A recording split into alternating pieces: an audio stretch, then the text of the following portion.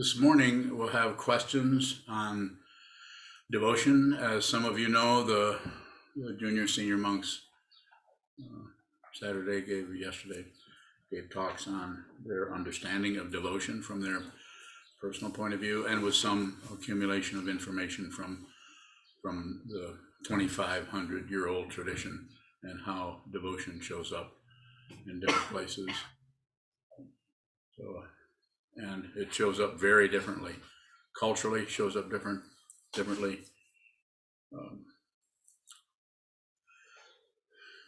Very, very situational. That being said, there's no comparison. You can't say one person is more devoted than another. The only way to be less devoted is not have anything at all. But if there is a feeling of devotion or dedication or interest in extending that, it's a kind of energy.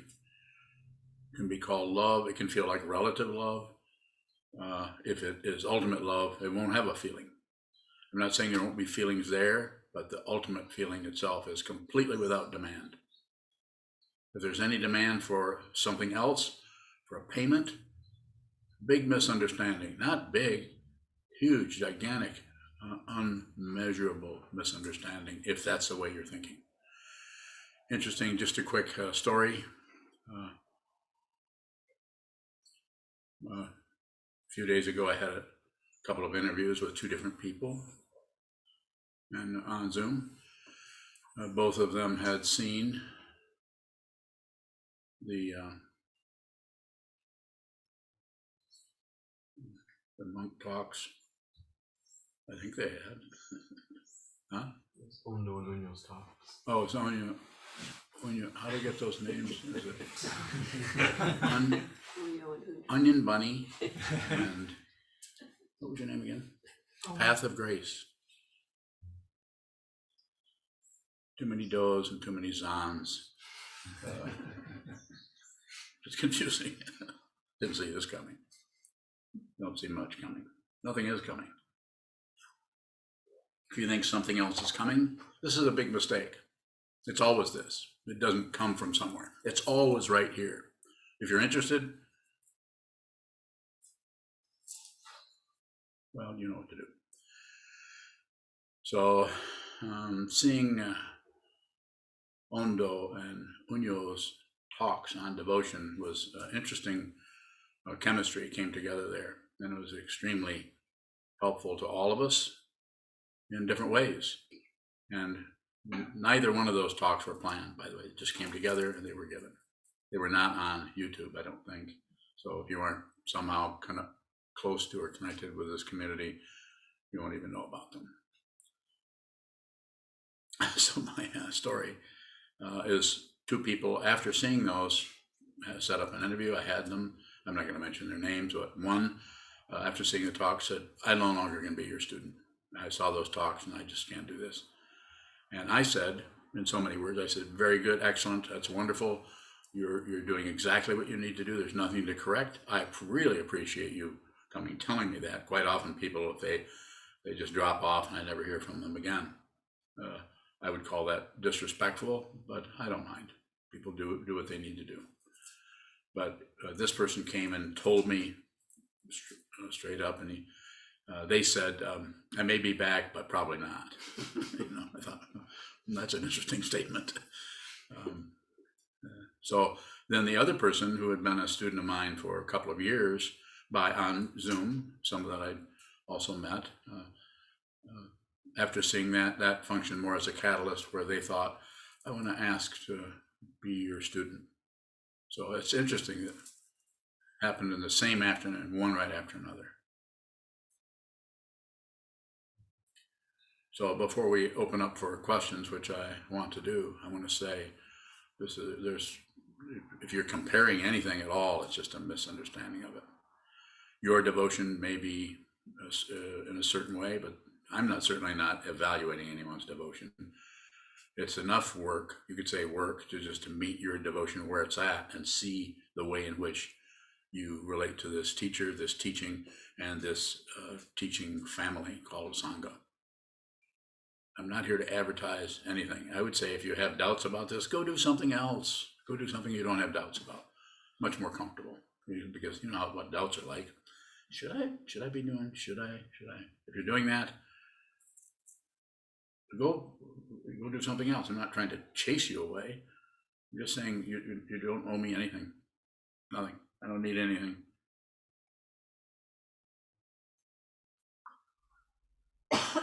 Cheese, I'm bowing. I was wondering if and how devotion still arises for you. It's never left. Has it changed at all?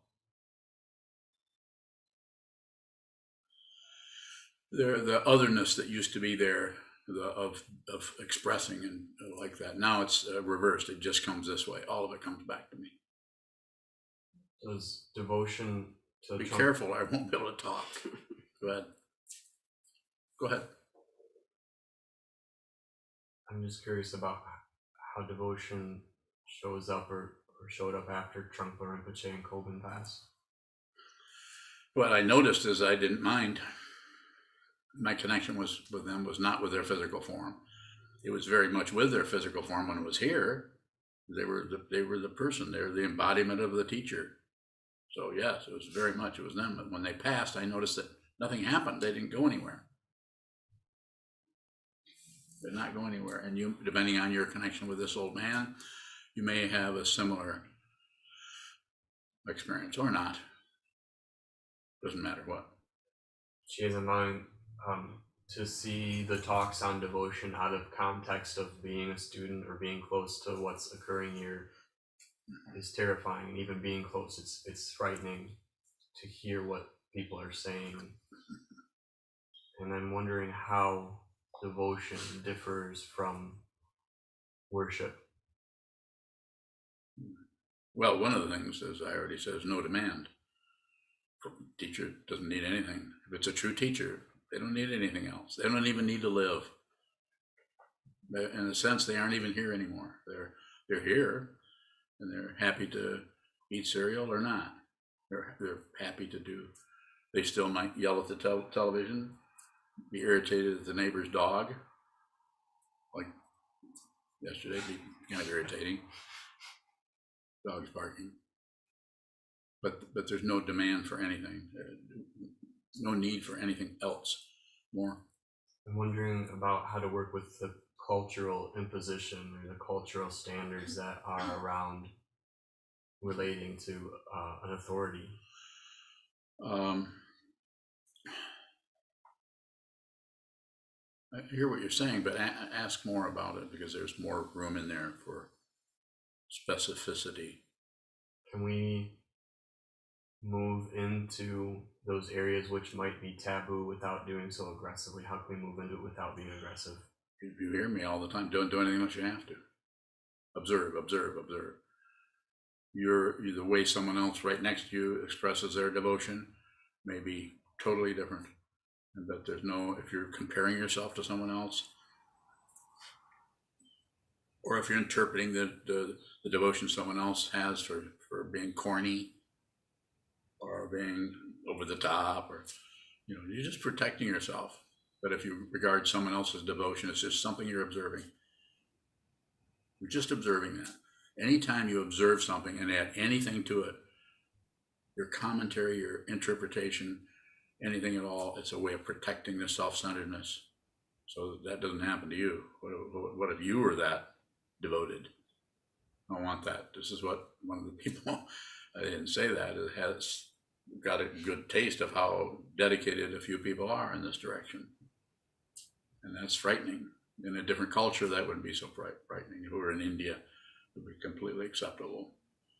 Devotion to the guru, the Satguru, is one of the ways of, right. The diversity of your students is more than any community I've ever seen. You have students living here full time that dedicate their life to this, and students halfway across the world doing their best to connect. How can we communicate, particularly as your monks, without trying to convey our experience, knowing that everyone's relating to you differently? Just answer questions. Direct, simple, just simple. No explanation. Explain nothing. Well, Sokuzan. What is that quality of not being able to do enough? Devotion. Until you realize your true nature, it's probably gonna. It's the way the poverty mentality of the ego tags along behind the devotion of the wisdom mind. Wisdom mind sees there's something here. You need to do this, and then there's that that aspect of the ego that has not been seen through yet. You don't have to get rid of ego. You just have to see that it's unreal. It can chatter all it wants. It's quite amusing to listen to the ego say shouldn't be, should you be? Will you do that? Should this happen? Maybe this shouldn't happen. Maybe this. What's the difference? You just don't believe that. You don't believe it. You don't disbelieve it, and you don't ignore it. In other words, you take on the whole world in the form of your own thought patterns. And eventually, you actually take on the whole world. You receive the world as it is. All the insanity. You can't fulfill the inspiration, the aspiration, the ultimate bodhisattva without receiving everything. Go ahead. Is it a misunderstanding to use that uncertainty as fuel for action? No. Unless it is. So in other words, if it's it's a middle way. Some of that is you're going to feel some of that, but if you try to stop it because you're embarrassed about it or need to control it, or if you're not doing enough, but then you try to make that feeling go away instead of realizing what that feeling is. It's just the path. The ground is suffering. The path is working with the negativity through awareness practices. But there's no requirement. How you do this, how anyone else here, anyone online who may have only seen this presentation a couple of times, or what? You often say that you don't need devotion, but we do. What is it that we need through devotion, Bowing? It's just a way of using the teaching person to slowly wean yourself away from your attachment to yourself by, you could call it faith, you could call it whatever, dedication. Everyone does this differently. People who are highly intellectual do it almost, not completely, but almost totally with the intellect. They just intellectually connect with the way the teacher is presenting him or herself as far as being a teacher, as far as teaching. But at some point that starts to come apart. But if the person has understood what this is intellectually, then they won't mind, because if they understand it intellectually, the teaching on emptiness, the teaching on dependent origination, that they'll be okay with that. Oh, more? Hakaran Bowing. Hakaran. Are you specifically talking about devotion to a teacher versus devotion to the path or teachings, or is there no difference? There is difference. There is difference. It depends on the individual. I'm not going to go too much into my autobiography, but my devotion to the Vidyadhara was overwhelming. And it was very frightening to me, because I felt like I'm devoted to something I don't understand. I trust this person totally, and I'm totally freaked out by him because he has so much say-so about what I'm doing. And yet he didn't tell me to do anything in particular other than practice, meditate. But he had if he had wanted to, he could at that time. And don't misunderstand, again, I'm not saying you should feel this way. It was tied up with all kinds of things. The projection of a Tibetan Lama, a tulku, who had been reincarnated through a lineage of incarnations of Nirmanakaya Buddhas. And all that, well, if you look into Tibetan Buddhism and all, it's full of extreme emphasis on devotion. And that was freaking me out. Not to mention all the little drawings of all the little deities and the demons, and that was really nauseating to me. I mean, after all, I was an artist. I'd been to art school. Hakuran bowing. All of those feelings and thoughts that you had at that time, was that your ego expressing itself and the fear that? Yeah, sure. That's a way of talking about it. You could say that. Self-centeredness wants protection, and so it gets the protection by what? Projecting or judging. So you see something that's scary, and then you just project onto it. This is the person that left as a student of mine that asked me a while back to be a student, which I accepted his request. Went away, and I'm not saying I read his mind and know what's going on, but it just it's fear. It might look to that person like, well, I just don't see this, and I don't understand. This is too over the top, but it's fear. Otherwise, why wouldn't you stay and investigate further? Hakuran bowing. Yes, please. Is there a difference between devotion and a cult or cult-like? Of course, of course there is. Devotion doesn't believe in anything. True devotion is not a belief. If you think it is, come and get me. When I say come and get me, I say ask me questions that'll put me on the spot in such a way that it will reveal I'm a cult leader. If you can do it, come ahead. I'm here. This looks like a cult. This might be what this person was thinking about when they heard those talks on devotion, because they were pretty moving talks, and they were coming from the heart centers of those two women. Hakuran bowing. Is my true nature different than someone else's true nature, or does it arise differently? Does it manifest differently? Hakuran bowing. Your true nature does not manifest. That's relative truth. It can't manifest because it's already not separate from anything. And that's where you're headed. And to the ego, this looks like oblivion, and it looks like the death of ego, as the phrase that Trungpa Rinpoche often used. Death of ego. And show that it's not the death of ego, it's just the fear of the death. The ego doesn't have to die, it's not real. So therefore it can hang around all at once. It just doesn't particularly have your ear anymore.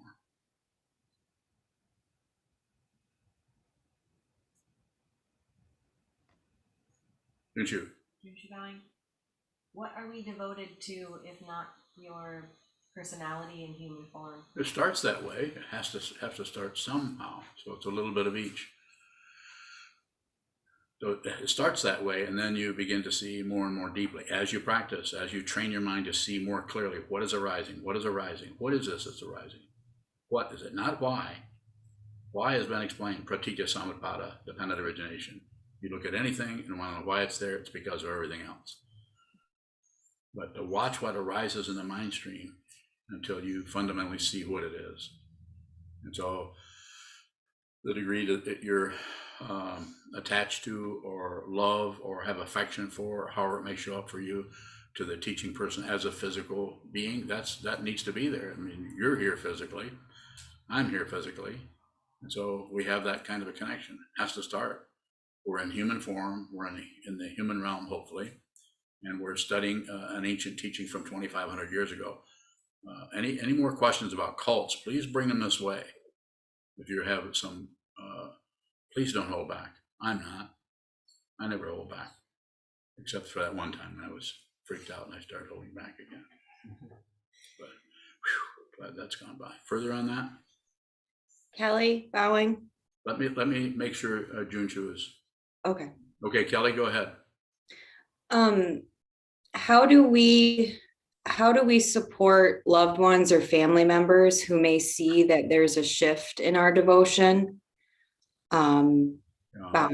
Just include them, and include them in a simple way that isn't about trying to get them to see what you're doing. To acknowledge their discomfort with it. Say, yeah, I can see how this might. I mean, you don't use my words, but I can see how that. But this means a lot to me. So in this the situation we're in a Buddhist monastery and in this sangha, if you're looking at this from a distance, this can look pretty peculiar. And until you're in the middle of it and you realize that there's really no central authority here. You haven't noticed. There is communication, cooperation, collaboration, and there's quite a bit of deference to the teaching person in this case, but there's no demand for anything. It's pretty ordinary. It's without the chaos that happens in so many kinds of communities, organizations, religious or otherwise. Further, Kelly? Kevin Bowing. Go ahead. I have several questions. Give me the second one. Okay, the second one is you often talk about relative cultural trappings, like the macho cultural trappings of like ancient Japanese Zen, or I do. So there seem to be like obsolete cultural trappings that don't necessarily apply to how we live now. Yeah. Why is devotion still applicable? Bowing. The idea of devotion to the three jewels, that can show up in different ways for different people. Devotion to the teacher.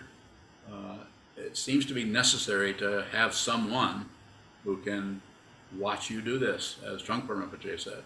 You need to meet someone who meets you where you're at, including when you awaken.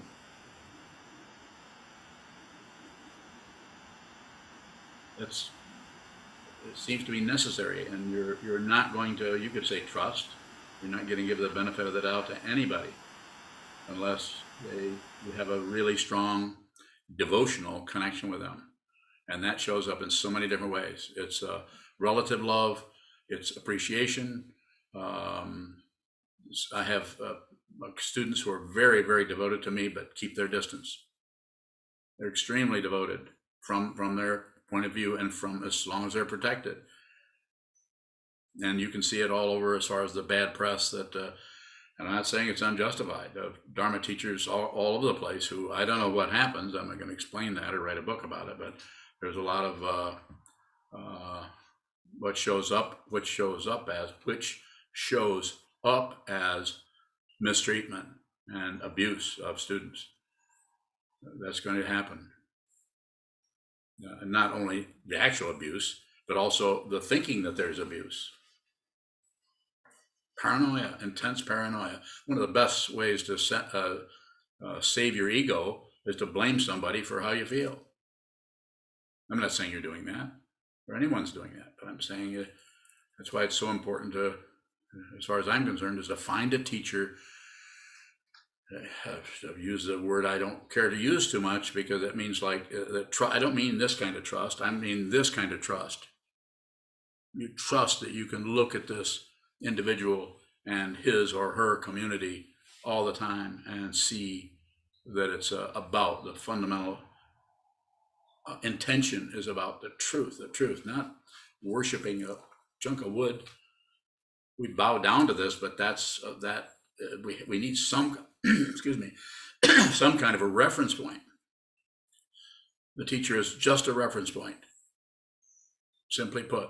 But you may or may not, as I said, there's no demand. You may have to bring your energy, your devotion, your inspiration, your wish for the truth towards someone who is the truth. I make no claims. I don't have any particular identity other than the one that shows up here. Other identities have cracked and fallen into the swamp. They may come back, they may not. I don't care what they do. And so I don't mean a dismissive not caring. I mean a fundamental caring for everything, but not being hooked by some singularity over here just because 15 people all get around or yelling about it. It's called a big picture. Kevin Bowing, you mentioned that devotion can function as a way to dislodge self-centeredness. Yes. Can, in the sort of modality of like AA, can there be a transference of self-centeredness onto the teacher so that then becomes a kind of fanaticism? Bowing. Well, there could be. There could be. AA is not particularly, has a spiritual intention, but it is not, it's a mundane path, not a spiritual path. I mean, they even tell you go find God wherever you can, or whatever the saying is. I don't mean to be demeaning or dismissive. Some people, that's exactly what they need to do, is a 12-step program, so they can actually get themselves out of the swamp. But their life, their karma, whomever they appear as, to causes and conditions as their lifetime, may not be ready for a spiritual path, or at least this kind of non-theistic spiritual path, which is quite a bit different than a theistic one. But it may save their life. It may keep them from, literally drinking themselves to death or drugging themselves. So it may be relatively necessary. But as far as the changeover for the personality situation, that's.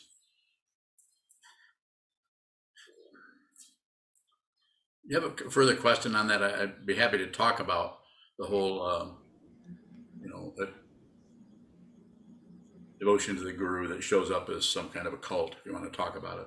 Well, yeah, I mean, I'm trying to ask a question that's not just like me chatting with you, but, having watched the 2 talks a week ago, Yes. a lot came up for me with a lot of discomfort, a lot of, but which I recognize as my own crapola. I'm not projecting it onto either of the speakers who did it, who were very generous. But personally, I find like a lot of extravagant carrying on alarming, and also sort of like beside the point. And so I guess really the dynamic that struck me was, that Unyo has a devotion to you as both a teacher and a wife, and Ondo has a devotion to you as a student. And I think part of the tension for me was that the student relationship or devotion seems to take primacy over the marriage devotion. And I'm wondering how to work with that, even though it's totally none of my business. Well, it certainly is your business. It is your business. Absolutely. So how to work with that isn't such a good question, because when you say how to work with that, then I have to go further into your situation. So how is that showing up? You say this is irritating or nauseating or whatever it may be, as it was with the person who left. And what did I say to that person? Good luck. You nothing to correct. You did exactly what you needed to do. You related to this as you saw it, which was your projections. You saw your projections. They were intuitive. I didn't accuse him of his projections, but he did what he needed to do with what was arising in his mind based on what he saw. So yes, you should get out of here. So like I've often said, and I'll say now, I don't need 300 or 400 students. There's a few dozen people who consider themselves students of mine. That's good.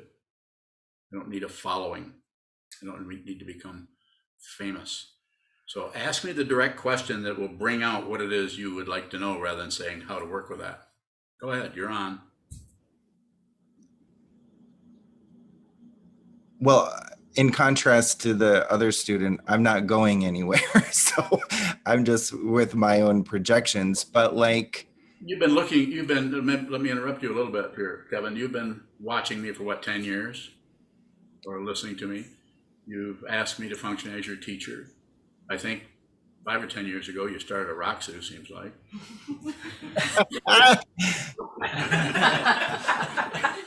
So I was going to say, have I ever rushed you to do anything? Have I ever asked you to do anything? What have I asked you to do? Sit for 12 hours a day. So I'm saying, based on your, if you've asked me until you fire me, or say go away or don't come back anymore or whatever, I'm going to function as your teacher, and I'm going to do everything I can do to help you awaken to your true nature. That's what I'm about. I don't need you don't even need to be a student of mine. I have people I talk to all the time who have never formally asked me to be their teacher. I still work with them as they show up. They don't owe me anything. And so I would say the situation was, a talk by Ondo and a talk by Ondo about their devotion to me. Their devotion is all kind of way different than yours or anyone else who's anywhere. There's no comparison. They're because they're coming through your personal karma. You actually get to find out who you are by looking and talking to somebody who is mirroring you. This is frightening. It can be, or wonderful. In my case with the Vidyadhara, it was both at the same time.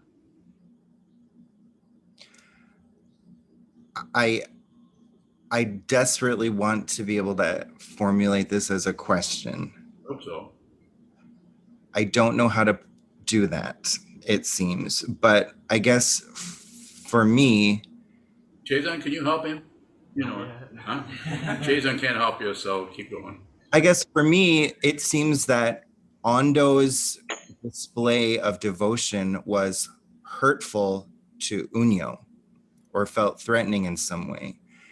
And so if that's the case and we're not fundamentally worshiping you, then like, why not tone it down to like, let your wife off the hook? That's my question.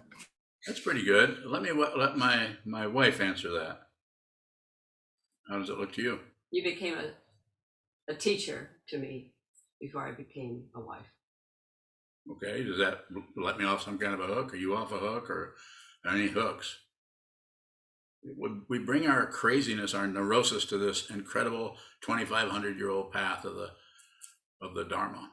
I'm here to help you see who you are, not to get approved in society of being a person who is, true or not, who is avoiding their wife to give more attention to in this case, a female student. Kevin bowing. No, I'm not even, weirdly, you're outside of this dynamic. It's more about Ondo and Unyo. It's in a way, it seems like you don't really have much to do with it at all whatsoever. They're. How do I get out of it? Okay, yeah, help me up. I'm going to have them sit down. Okay. Oh, thank you. Okay, you guys both sit up there at the same time. Go ahead. Now I've done it.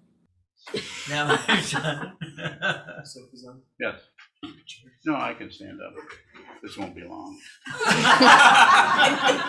That's what you think. Oops. Okay, fire away. Oops. That seat doesn't fit me. Where are you? Oh, there you are. Here I am. Kevin bowing. So, Ondo, knowing the way in which your expression of devotion seems to cause discomfort in Unyo, why does that not have any impact on how that devotion shows up for you? Bowing. Ondo bowing, it is very painful. But I trust my teacher immensely. And I trust that he's pointing at my teaching, and I'm going to hang in there. Bowing.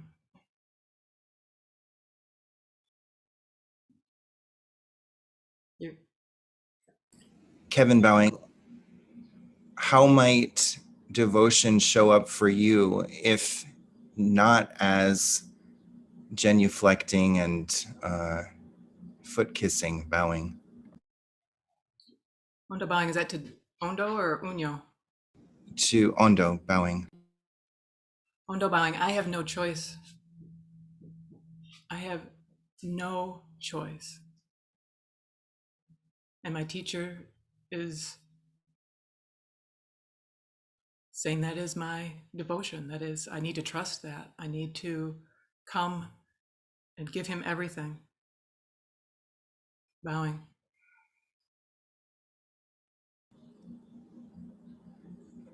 Kevin bowing. Unyo, how are you able to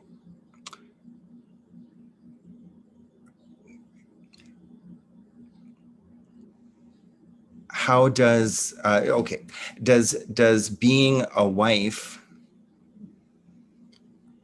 become obliterated by being a student bowing? Not at all. It becomes secondary. So it seems that's been how it's shown up for me. But no, it's not obliterated at all. See, I have rings. Kevin bowing. What kind of what I personally think of as sacrosanct in a monogamous relationship is a kind of devotion and intimacy. What would you characterize as, is there anything about being in a relative marriage relationship with Sokuzan that feels special, that only you have, that other students don't have access to? Bowing. I think the yes, and the frequency or the amount of time that I get to be with him, I feel that must be a really slow learner because I had to marry and move in with a teacher. So and historically there are a lot of students that have done that, you know, Marpa, Milarepa, what, I don't know all the traditions, but and I've said it, he's said it many times, that if he had his way, everybody would move in with us, everybody. And so sometimes that comes into being and sometimes it doesn't. And I think just yesterday I had a hint from Juzan that maybe that's what he was hinting to doing. He doesn't spend enough time with us. And that certainly, it's a genuine, I think, expression and of the love that Sokuzan has for all his students. And it, for me, as you well know, you've listened to any number of talks I've given, jealousy has been a primary negative energy for me ever since I've been on this planet, I think. And it's difficult, especially with the standards. I have to look at the standards of what the culture presents, and it's sometimes they just don't fit. And so, you know, in the Sandokai, we say don't set up standards. And I look at that, and yet that still doesn't mean that that I don't feel just wrung out by the intense devotion that I see being brought forward by Ondo to Sokuzan. And actually, it's really embarrassing to have a new student kind of show up what maybe I've just taken for granted for so many years. And so it really does come back to me, like Sokuzan says, it's like a mirror. She's like a mirror for me to look at my own devotion and then see, well, maybe, just maybe, there are some areas that I could look at more deeply that I could tend to. And sure, it's painful. It's painful. And sometimes I have to leave the house, or I leave. And this isn't the first time that I've had to leave the Zendo on occasion. And here again, not to make this any kind of a true confession or anything, but I just, I cannot say what my teacher, how he has to work with people. I just can't say. I have to trust him. And I think I might have said it last week. Well, where are the boundaries? Where am I going to draw the line between, well, you can do this, Sokuzan, but you can't do that? Well, maybe in this case you can. And it gets to the point where it just kind of falls apart in that way. And so I usually, I think, like I said, head for the wall, block sit, go down in the basement at a makeshift altar, yeah, it's in the context of this culture, it can be it's difficult at times, but I can't get in the way of that. How does that make him be able to teach if he's always guarded? How can he meet people where they're at then? So it's an invitation for me also to meet people where they're at when it comes to him. Bowing. Geez, I'm bowing. Could both of you please say something about the bodhisattva vow, what that is, and how that affects one's relationship to the entire mundane world? Bowing.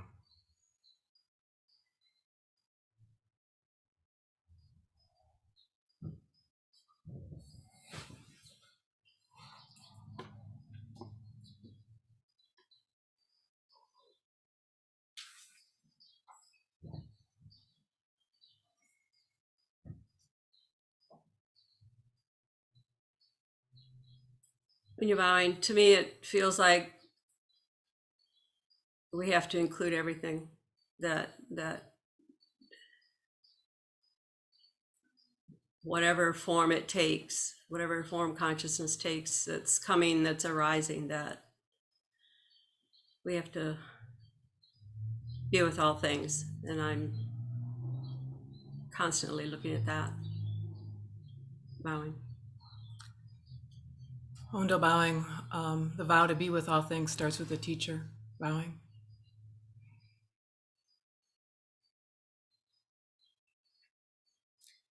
Are we continuing to take questions? Kevin bowing, thank you so much. I really appreciate your openness, and it's helped me a lot. Bowing. My next.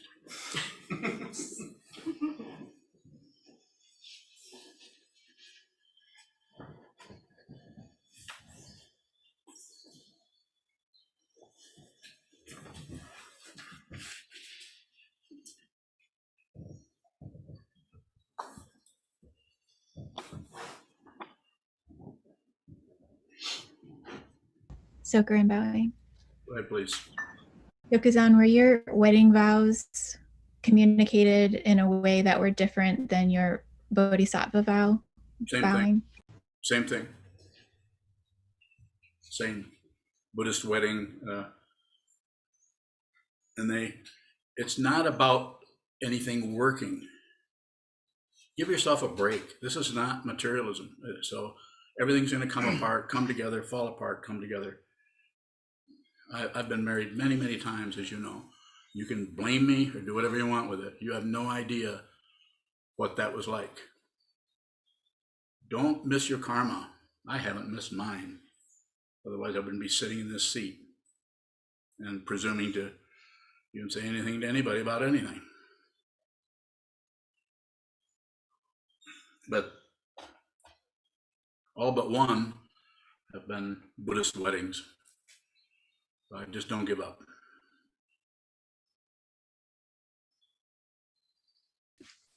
Bushin bowing. Go ahead, please, Bushin. We've talked, there's been a lot of conversation around the comparison of one person's devotion to another. It seems like all of us who are here have some devotion, but I'm wondering, what would it look like if someone does not have devotion? Bowing. Well, they would have to have some. They wouldn't even, as far as being on this screen or in this room, they would have to be some. But the amount is not, it's just a devotion. It's your devotion. I don't think I've ever said to someone, be more devoted. I don't require that. I don't require anything. You may be surprised how little I require if you were around. But your situation, you're doing exactly what you need to do. Nothing to correct at all. But someone who is not devoted just wouldn't be here, or couldn't work with that on any level, even a slight I think I'll just listen to this teacher for a while. This person seems to be making some sense. I've had people listen to me for 7 or 8 years before they contact me, and then finally say, I've been listening to your talks for a long time. I thought it's time that I talk to you. So I don't require anything, but that's why I have so many paranoid students. Because they're very, very, very, very suspicious of anybody getting control of their mind. So I have no interest in controlling anyone. I do have an extreme dedication and devotion myself to helping you if you'll allow me to, but I can't. I have no proof. I have no guarantee. I don't have anything. It might be more what I don't have.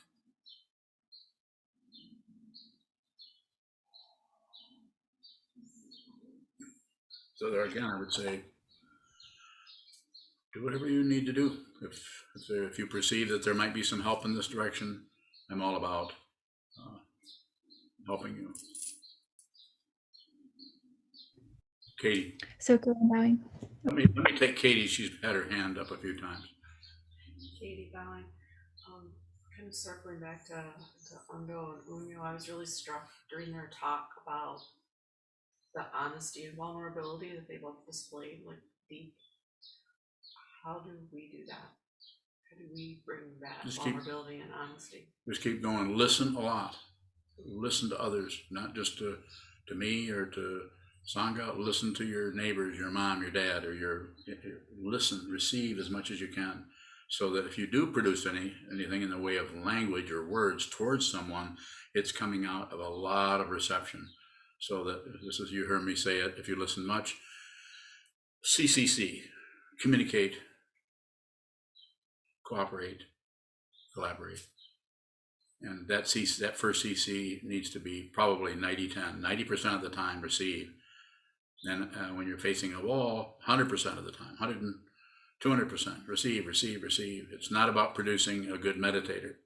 Not interested in that. That's spiritual materialism as far as I'm concerned.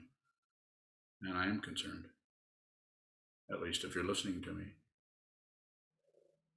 Sokuzan, go ahead. So Gurren bowing, does devotion to a single person, such as a wife, a husband, or a child, is that an obstacle to the devotion of the three jewels? Bowing? Not at all. No, not. Then that should come first. Like in your case with Ani, you have a 16-year-old son. That comes first. That comes first. I mean, you're also fully ordained as a monk, so some of that attention has to go to your spiritual path and to the teacher and to the Sangha, the community, and to the teaching. But you know, your son, this is something that started 16 years ago. So that's not, you need to keep your agreement there. And your agreement, as soon as you have a child, it's an unspoken agreement. You need to take care of that person. That comes first. So Gurren bowing, what is the agreement with a wife? Bowing? It's very situational. It depends on the wife. It depends on the husband, or however that shows up in your sexual preferences. It's very situational. I can go into the politics of experience and sort that out, but you know what it is. You know, like Unyo, I think Unyo said, I didn't catch the whole thing, but she has been a meditation student of mine for, I don't know, close to 30 years, somewhere, just short, and has been married to me for 10. We've been married for 10. Is that plays into it somehow, but I don't want to go in and say, well, let's see, I don't have to do this because of this. And, you know, remember, you're just a student. We don't do that. I endeavor as best I can, without going too much into our personal life, to meet everyone where they're at, including my lovely wife. I do the best that I can. She's fully ordained as a monk also. That might give you an idea how I'm relating to her, maybe differently than previous situations. She's the first monk I've been married to.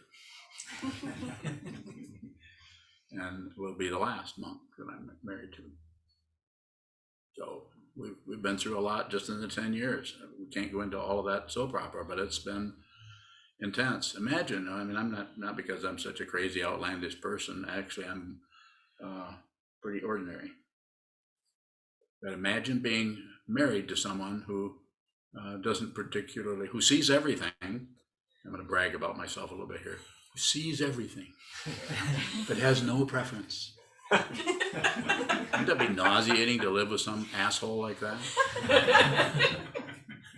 You just got to go through.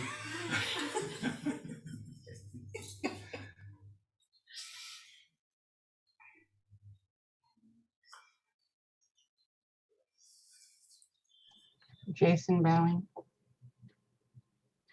You're next. Go ahead, Jason. Then I'm going to go to, what was your name again? Nikali? What was her name? Nikali? Nicole. Nishikai. Kolshikai. That's right. Go ahead, Jason. I'm just having some fun with some of the local residents. Like Kevin, I have a number of questions. Give me the second one first. If you're like Kevin, I mean, second one. Well, okay. Second one, because I actually wrote them down. I don't normally. That neat. Yeah, you don't normally with this is an abnormal situation. So yeah. But how is devotion not spiritual materialism? It can be, but it's not devotion. That kind of trying to give something to get something, give something to get something. And it's again, I'll say this, and I've said this literally probably thousands of times. It is about awareness of it, not about fixing it. You might have to be spiritual and materialistic for a while to even practice. You might have to try to get ahead, to be better, to be more kind, to be more peaceful, to be more, less crazy. All spiritual materialism. But you may have to do that depending on your particular karma. I don't know what kind of rocks and shoals you've been drugged through in the 18th century or in this century. I don't know how you were treated by your mom and your dad. But that nothing is separate from anything else, my friend. Nothing is separate from anything else. And the only way you can work with that fundamentally, ultimately, is on the spiritual path. Am I biased? You bet I am. I'm very biased.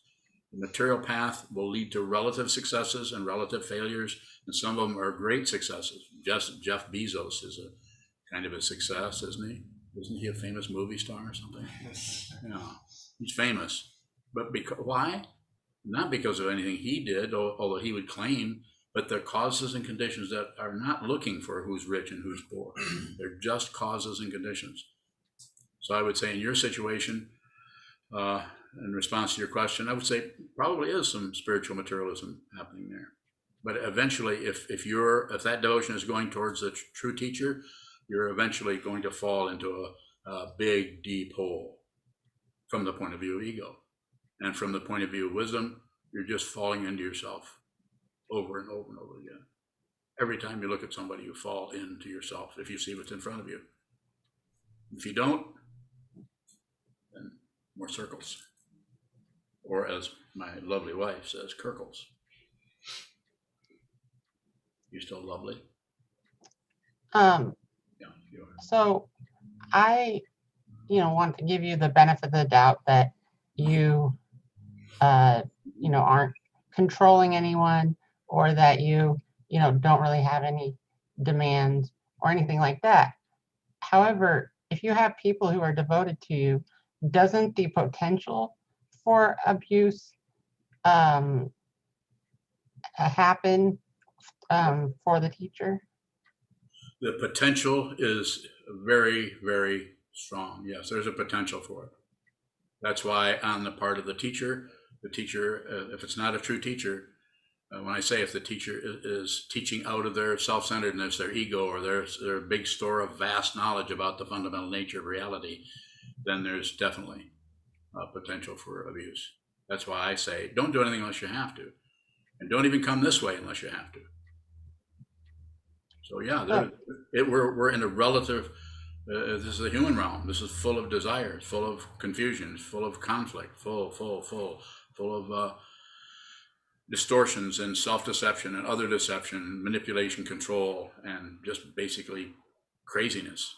Insane about people wanting control of others. It's all over the place. You could interview anyone here in this monastery, probably anyone who's wearing a rock suit, if I've given to them, and ask them how much control I've exerted over them and how much they've been ordered to give me all their money. or anything, or let me have sexual favors with him. Go ahead. I'm So, sure we'll be willing to discuss that with you. Go ahead, finish your other two questions. Number one, number three. so if that real potential exists, then why not separate that potential by just asking for the not inviting the or accepting the devotion? Paraphrase yourself. I'm following you, but I want you to think about what you're saying. Maybe Let me finish. Let me finish. Let me finish. Let me finish. I'm responding, so let me finish. This is what you're doing to your own mind. You start to have a mind stream that opens up, and you fill it full of bullshit. Have you noticed, or am I inventing things? Don't deceive yourself, my friend. Go ahead. Okay. So you would like me to rephrase it? Yes, please. Why not create more clear boundaries so that people know that there's not that potential? Well, so we do have, I don't know if you've looked on the website, we do have a ethics, a structure there that may help. But you can't control karma. This is a misunderstanding of all the different Zen associations that are trying to make sure nobody does anything wrong and sign on the dotted line. Will take away your credentials. You cannot control this. Just because someone is a tulku or is a Zen master from Japan doesn't mean that they won't abuse you. They might. That's why you have to use your intelligence, your insight to look closely. Don't do anything else you have to. Look closely at anybody that you're asking to function as your teacher. Look really closely. There's several relative ways of doing that. Talk to their students. Listen to what they've been saying, how they respond to questions. I talk constantly because since I understood that that's what I needed to do, I spent 35 years just studying. In the last 10 or 15 years, talking about what I see. So my intention is to help you. But I'm not going to guarantee you anything. I would say don't get too close. If you're worried about me, stay back. Stay back. But if what I'm saying or how I'm expressing this is helpful to you, then come and talk to me about it. Well, because I meet people where they're at in their confusion. I don't separate myself from anything. And in their love. No demand in either direction. But to set up some kind of a standard so that we make sure nothing goes wrong, that's the very nature of confusion and the very nature of materialism, scientific, psychological, spiritual materialism, thinking that you have some say-so about that. You do not. But don't believe me. Go look in the mirror for 3 or 4 hours. Get a mirror, look in the mirror, and look right at the bridge of your nose. And use peripheral vision to look at the rest of your face. Have I done that? Some. Find out who you are. The mistaken identity is the main issue in trying to reinforce the identity that is based on fact and fiction, right and wrong, up and down, back and forth, life and death. That's the one that is going to show up when death comes without warning, or death comes with a 10-minute warning. And you don't know what's going to happen in 10 minutes. I know what's going to happen. You don't. And if you do, you probably wouldn't be here. You'd be somewhere knowing stuff. Further question, Jason, if you have it. If ultimately nothing is real, then what exactly are we devoted to? Well, it's my understanding would be the devotion would be wanting to see the truth. We're suffering. I'm suffering. I've had a lot of suffering in my life. I'm sure you have. We all have. We've had confusion, suffering, being betrayed by others, being people telling us one thing and not keeping their agreements and going another direction, then justifying it by saying, well, you had that coming or you didn't deserve that. A constant chatter about the politics of experience are everywhere. And the only way, I'm not saying there isn't another way, but the only way I understand to work with that is to find out your true nature. You find out. I'm not here to have a club. Some people need to be monks. I'll do that. I'll help them. Some people need to have lay precepts. I'll help them. Some people don't want any precepts. I'll help them. Some people want to stay at a distance. I'll help them. They come and ask me about what's happening. I'll try to meet them where they're at. And that may not particularly feel like help, or it may. But the devotion or the dedication, from my perspective, is I want to know the truth from the time I was born. And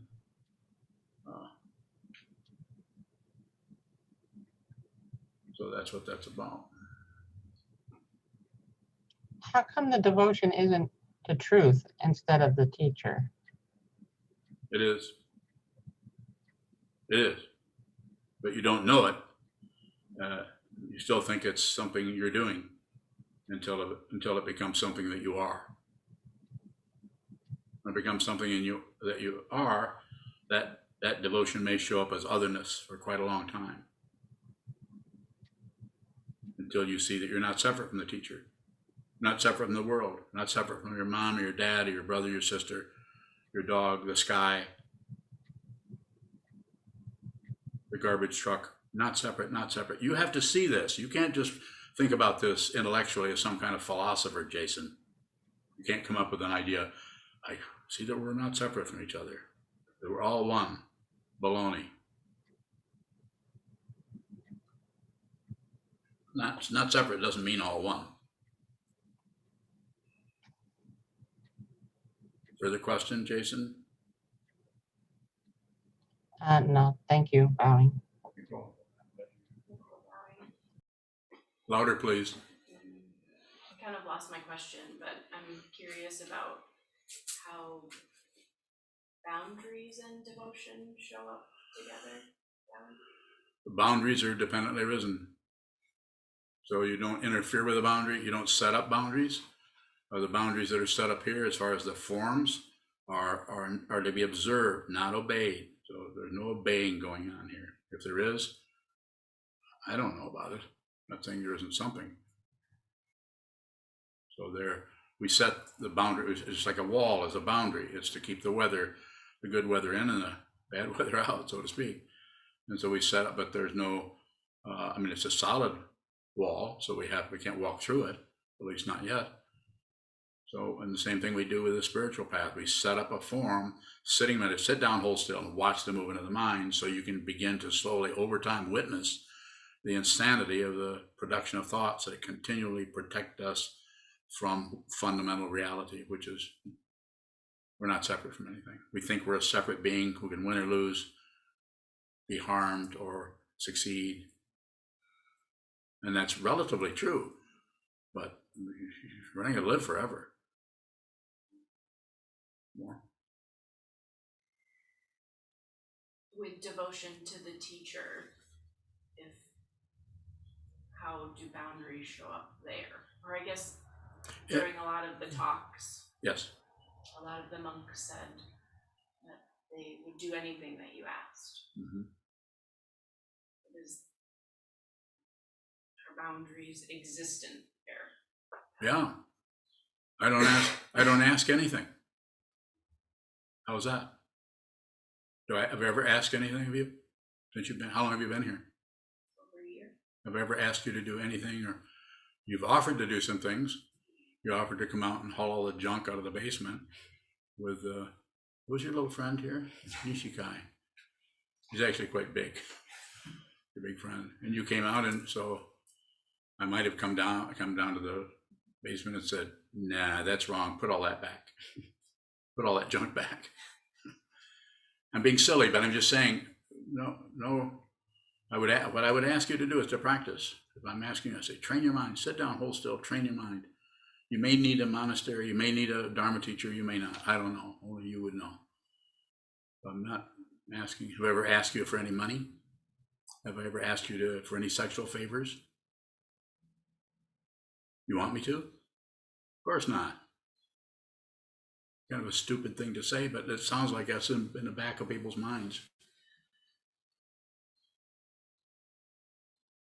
Your mind is doing this, not my mind or Unyo's or Ondo's. Your mind is coming up with stuff. Is it not? Kind of, sort of. Train your mind, find out who you are, and don't let another day go by without at least stepping on that path and beginning to train your mind and find out who you are fundamentally. So you can see your true nature is not separate from a dog wandering in the desert that you've never met. Not separate, not separate, not separate.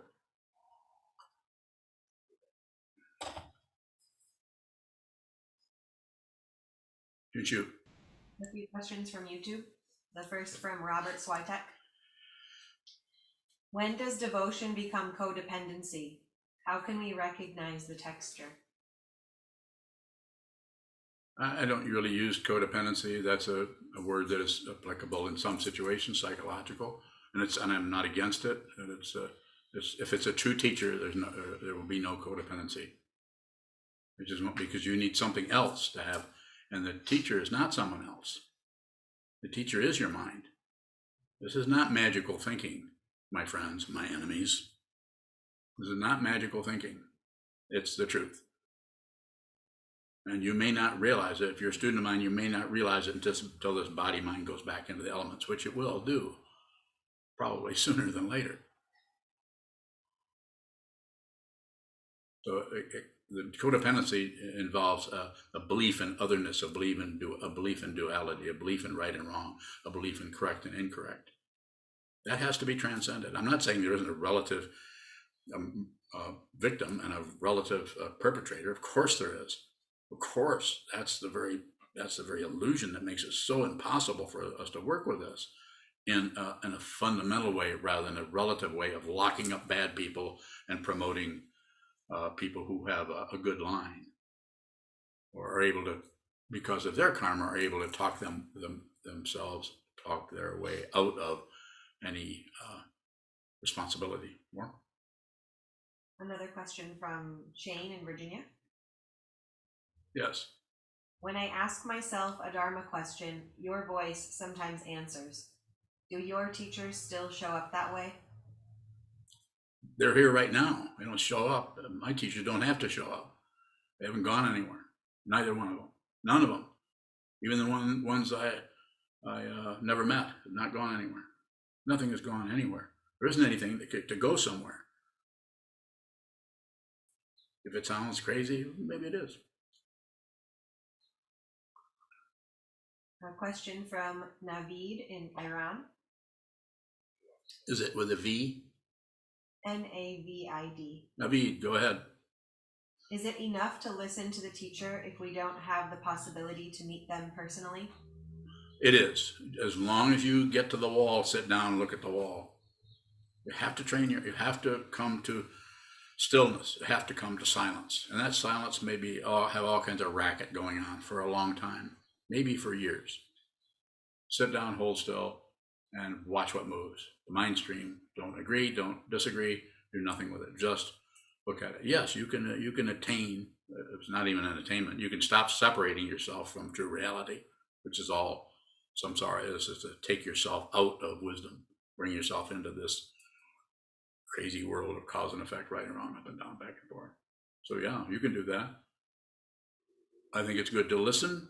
And if you get a chance, if you can set it up to talk to, if you think of me as a teacher, or anybody as a teacher, to talk to them directly. You don't have to do very much.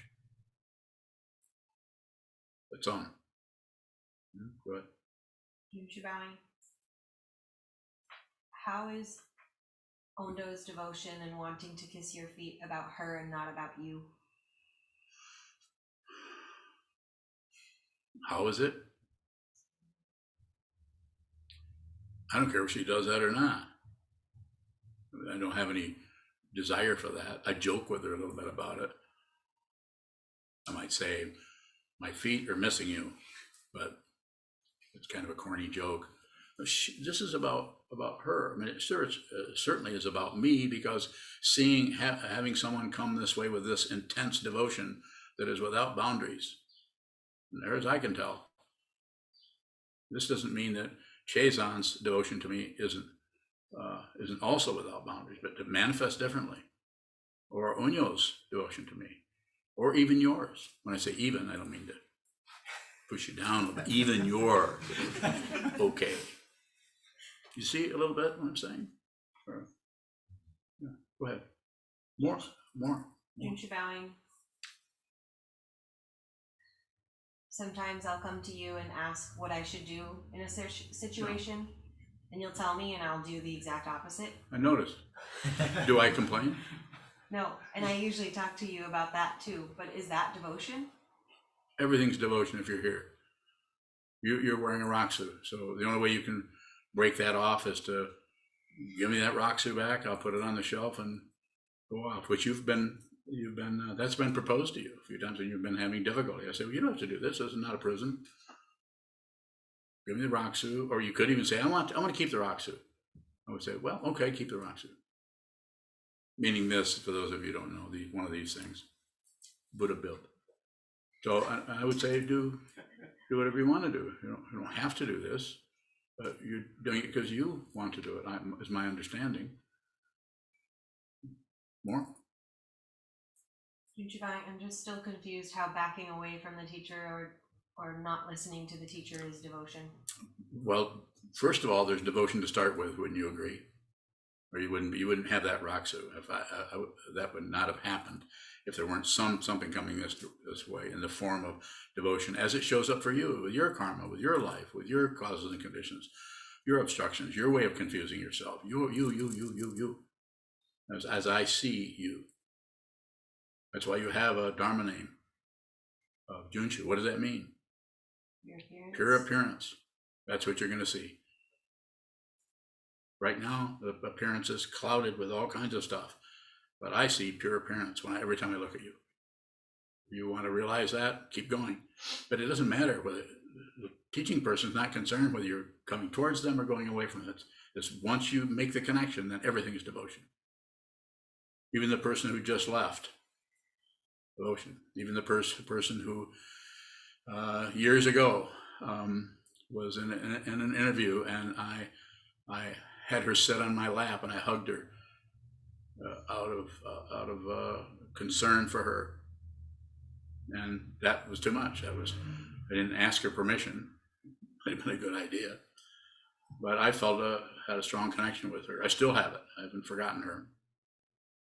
As long as I'm alive, I won't ever forget her. But she got up and said, it'll be enough of that. So we all went down to the community. I think there was 12 people there, and I just said, this is what happened. She doesn't want to be here anymore. I said, I think she should, but this is up to her to do what she needs to do. She was offended or frightened or whatever by that. So I would say, stay away. Not that everybody sits on my lap, although just about everybody does. I mean, what, it's like running away from your grandpa. Is it? But it doesn't look that way if you've been mistreated. If someone's been really mistreated, especially a man here and a woman there, you've been really, really mistreated. It's very hard to step through that and actually trust that teacher just means to love you and be affectionate to you, that they don't want something else.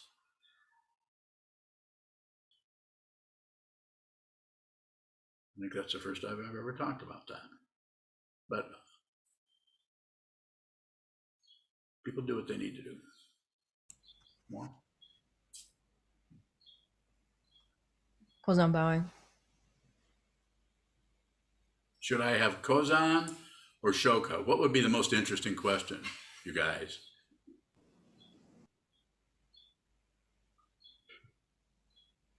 Nobody's going to say anything. Okay, I'll go with Kozan. Go ahead, Kozan. Maybe going along into it a little bit further, the sitting on the lap with the one person. Yes. It seems like a lot of history, there's abuse, maybe around intimacy and sexuality, and people are looking for help with their suffering, and they come to the path and they meet a teacher, and maybe out of their wisdom or confusion, they may project. Let me have your question. We all know about this. Let me have your question, please. if someone is coming towards you with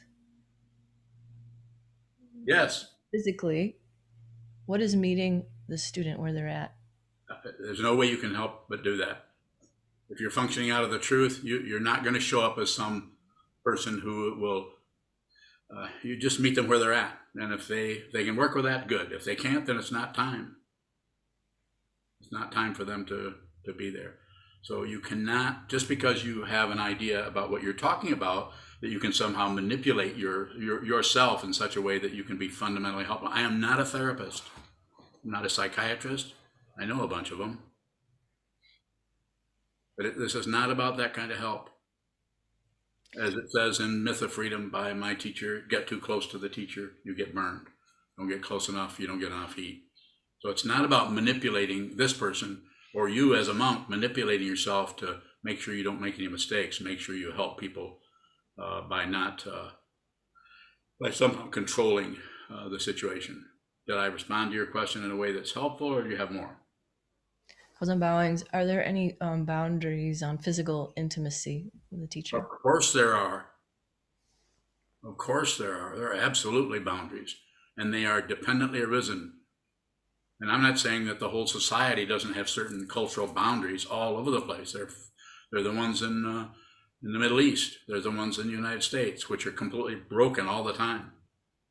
Everybody, it's marriage, and then people go out on each other all the time. You know that. I know that. We all know that. So, of course, but as far as obeying boundaries, a big mistake there, not by way of saying don't obey the law, but in this situation, it is because of the karma involved there, it is situational. It is very much situational. Each situation will tell you. Even Trungpa Rinpoche said, when someone says, who is your guru? Now that your gurus are dead, he says, situations are my guru. And I understand I didn't understand at the time, but I understand now. So this is why I have not joined whatever that society is that is going to come and tell me who I can ordain or who I can transmit based on a collection of ethical stuff. I'm not against that. I'm not against ethics. We have ethics on our website about our community, and I didn't set that up. I asked the community to do it. So the community did it. I'm not saying this is what we'll do, this is what we won't do. They set it up, and you can read them. But obeying, the better O word is to observe. That way, because otherwise you just obey. And I can take this to the hilt, so to speak, by saying that's all the people in Germany did in 1943, 2 years before my father was killed there. Do I blame Germans for? No, it's dependently arisen. No one gets to blame for anything. It's a heartbreaking thing to look at, to see really terrible, horrible people that I'm saying they're not to blame. They're responsible, but you're responsible too. You have the ability to respond, and you should be there with all of your senses on receive, or not. So what happens when we take the laws too far, then we try to control.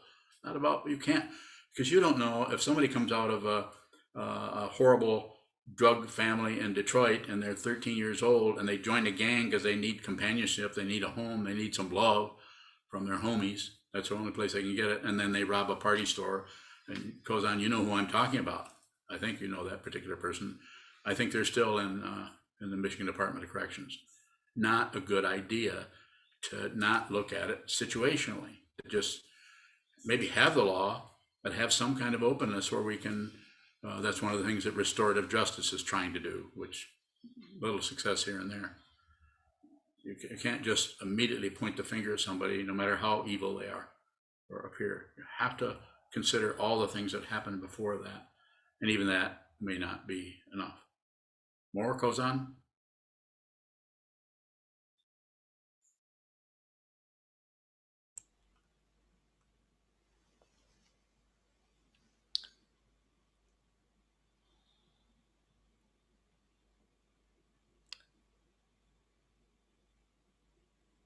Shoka.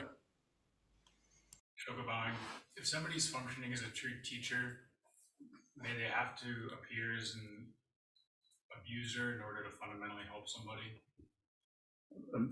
They don't sit back and think, I need to abuse this person in order to help them. That's not happening. So it's not like a decision. A true teacher no longer makes decisions. So in other words, should I do this or should I do that? No, they're meeting everything where it's at and relating to it where it's at, as it is, as it shows up. And that can be shocking as to how that shows up, especially when you're doing your best to meet them where they're at and they decide they don't want you anymore and they run away. Or they're all about you and they come this direction. Like I talked about, two people that were watching this talk, one left because they couldn't do this. Why? Or they never went into detail, but I know what it is, it's fear. And the other person came this direction because they saw the sincerity that was showing up with two of my students, my wife and Ondo, who's sewing a robe to become a monk. But there's no, the abuse situation is something that someone talks about. And I'm not saying there isn't a relative thing happening. Yes, there is. But if you function out of right and wrong, then there's a lot of cracks in that because you can't fundamentally see dependent origination. If you're going to what looks right, what looks wrong, this is the very nature of illusion is like believing in your dreams, believing in your nightmares. They're unreal. This doesn't mean that people aren't suffering. They are. That's what this path is about. As soon as you get on it, you begin to train your mind because you want to see the truth. And you see the only way you can do this is to save all beings. Put others before yourself all the time, every moment. Sleeping, waking, dreaming, others come first. Yuhan, you have a question? Yuhong Baoing. Actually, I have two questions. Should I ask the second question? 谢谢 Yuhong Baoing, 不客气. So my question is there any difference between the first knowing, the clarity that Ji-Zhang mentioned from his talk yesterday, and the devotion from over time developed from different stages? Bowing. Was that Ji-Zhang? What do you think, Ji-Zhang? You heard the question. Is there any difference? I need help. I don't think so. He says he doesn't think so. What do you think, Yuhan? Yuhong Baoing.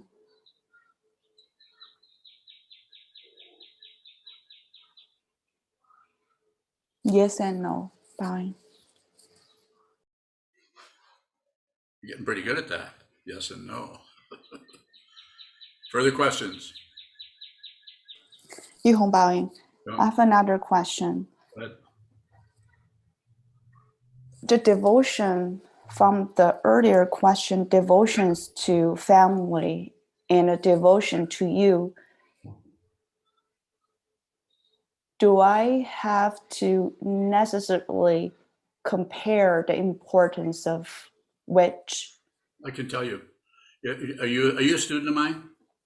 Yes. Okay. Family comes first. Absolutely, totally. Family comes first.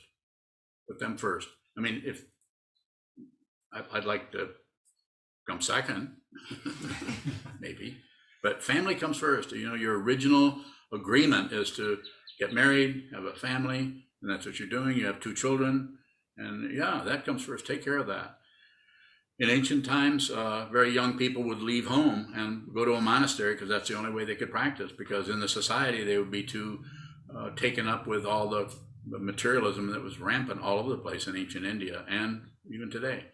So, but you've already done this, so you're already a mom, you already have children, you have a husband. Yeah, that comes first. But our situation is such that you can continue to practice. You might have to scoot them out of the room now and then to look at the wall, or they can come and join you. My children, when I started, sat next to me until they got bored and then they left. Bihong bowing. Maybe I misunderstood. For me, there's a difference since my kids and my devotion to my kids is relative. And devotion on this path, devotion to this path is eternal. It doesn't mean that I prefer the path. I just wondering that how I could see this clearly without the fear of the preference of which. But I appreciate your answer. Well, let me give you a more answer. Just include the fear. Don't try to do something that'll make the fear go away. Include the fear. Fear is part of it. Don't get rid of fear. You can't become fearless if you get rid of fear, because becoming fearless means that there's no one who's afraid. It doesn't mean the fear has gone away. You need the fear to be able to help others, because otherwise you're this special person with no fear. And then when people come with fear, you can just say, well, don't be afraid. Do what I do or something. So include the fear, include everything. Everything gets to get on the raft to go across the river. Everything. Take everything with you. Take your fear, take your jealousy, take your confusion. Don't get rid of anything.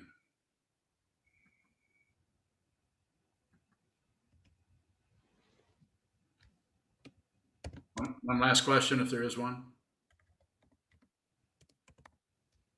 Anyone? Very good. Thank you so much.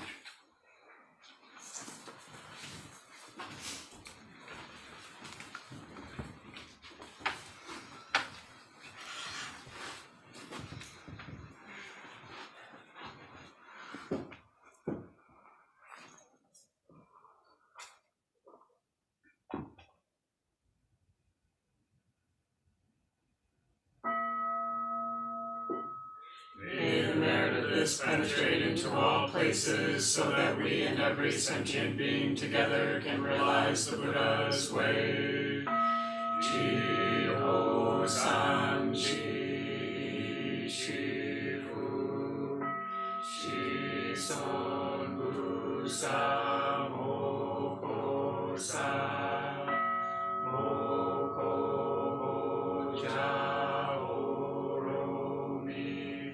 The 10 directions, the 3 worlds, all Buddhas, all venerable ones, bodhisattvas, mahasattvas, the great prajna paramita.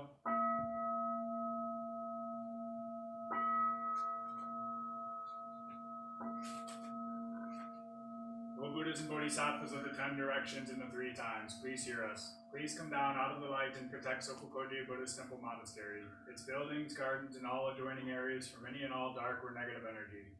Remove and dissolve any negative energy or devices. Fill everything and everyone with light.